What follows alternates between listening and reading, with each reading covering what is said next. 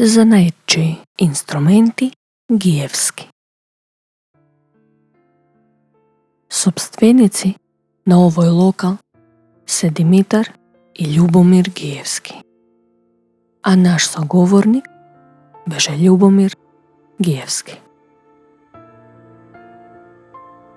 Низ разговор, Љубомир ни кажа дека дуќанот екзистира од 1932 година. Татко му бил Калфа, а мајсторот се викал Јован Саздов.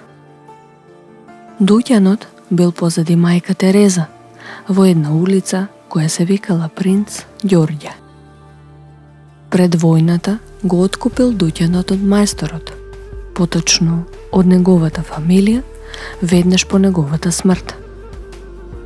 Од тогаш самостојно работел и се до денес. Работилницата функционира.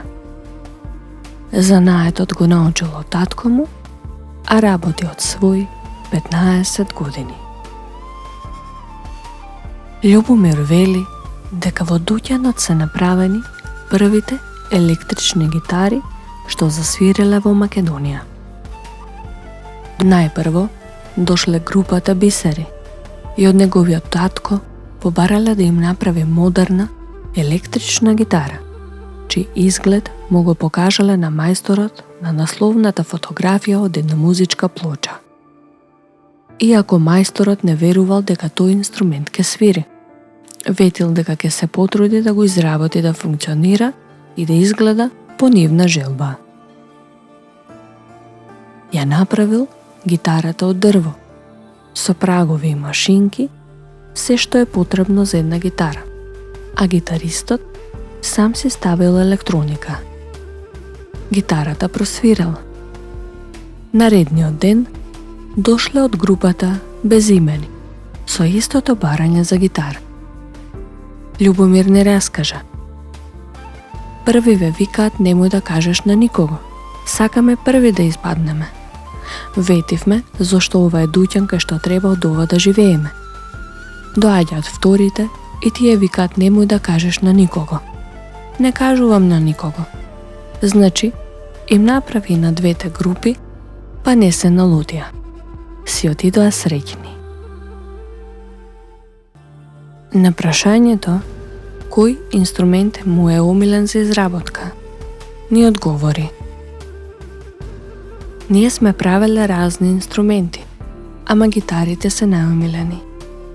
Во моментов, тамбури ни се продаваат навеќе. Ги правам тамбурите и сме горди на тоа, затоа што дедовците наши ги делкале со Тесла. И две тамбури не може да свират заедно, затоа што не биле како што треба. Сега ние, нашата фамилија, ги качевме на рамниште на една гитара или пак, на пример, со мандолина. Даутовски на нашата тамбура има свирено со филхармонија, со Словенска филхармонија. Има свирено во Париз со исто така голема група на музичари. Сакам да кажам дека штима и може да се вклопи. Тоа е нашиот национален инструмент кој што може да свири интернационално. Зависи кој како ќе го наштима и како ќе свири.